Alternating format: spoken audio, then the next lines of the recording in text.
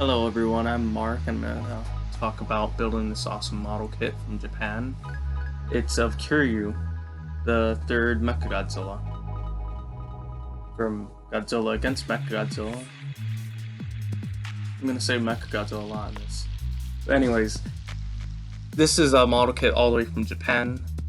I bought it for like $90 before the pandemic struck, but that's beside the point. The point is, I built this. It comes in a huge ass box, man. It's pretty big for the size it is. I'm looking at it right now. It takes a big portion up the wall, and that's for a good reason. It comes with a lot of parts. A lot of the rudders you see in the background is made out of different materials. So you see the silver there on the head is a hard plastic, while the rubber, the black parts, is of different material, rubber. This model kit was designed more of the Gundams, as I understand, meaning that like it has an inner articulation system with a auto shell that goes with it.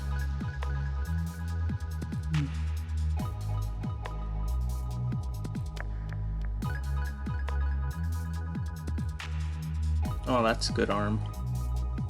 As you see, the bulky steps of the model kit is just redoing the same thing twice because it has two arms and two legs. The model kit reuses the same mold piece to achieve this, just replaces the outer shell. At this point I was pretty excited because it's the main weapon of Kiryu, the absolute zero major hook. Anyways, there's the thick ass hips, or waist, brains dying. I was actually surprised how thin it was. Bionicle pieces here, rubber pieces here, more rubber pieces, a lot more plastic. More plastic. That's all this is. This is just plastic. It's expensive plastic. I mean, it looks great once it's done. You'll see like the photos, the little mini collage. It's fantastic. It looks on the shelf. Brain thick.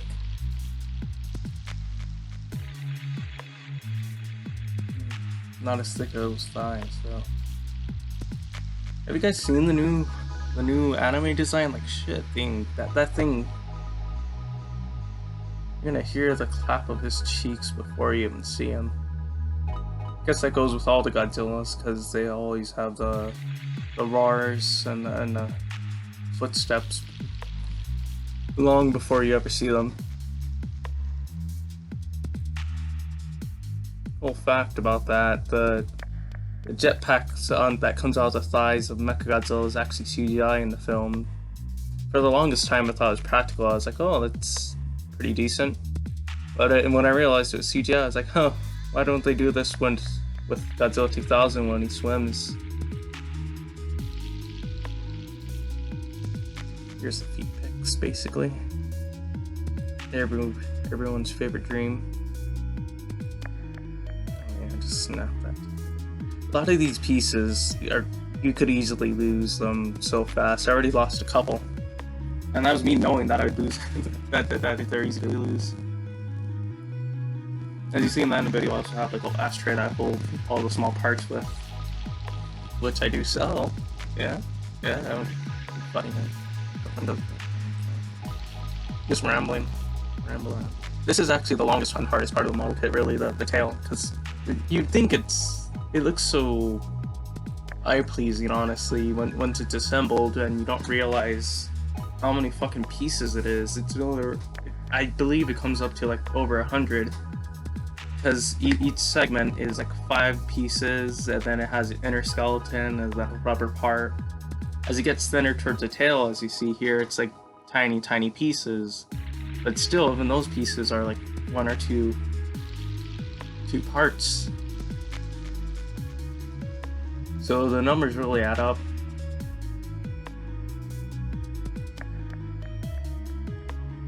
But I'll be honest, when I first found this kit, when I got it from the mail, I was like, holy shit, I have to assemble this right here, right now. I kicked everyone out of my room, Started in the afternoon, finished like 12 o'clock in the midnight.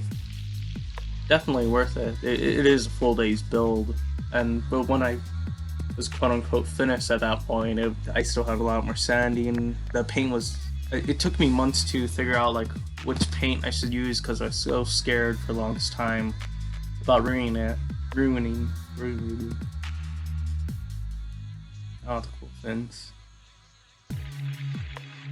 Unlike the rest of the body, where I was saying like the inner skeleton is just the same exact piece, like the inner left arm is the exact same as the inner right arm. With the fins, they actually have keyholes, so you can't switch them, which is interesting because I expect them to do the exact same thing, but for some reason you can't switch them around.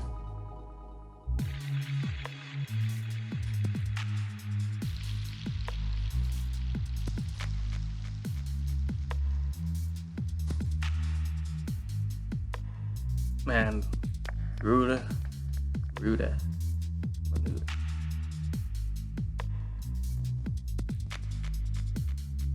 At this point, man, I was just so excited to see it be put together. I didn't know how tall it'd be or like what it looked like because that you see the legs, you see it in pieces, and you can't imagine what it'll look like how it'd feel in your hand and all. But it's just so satisfying to see all these hours building just culminate to this. And look at that thing, man. That's fucking sexy.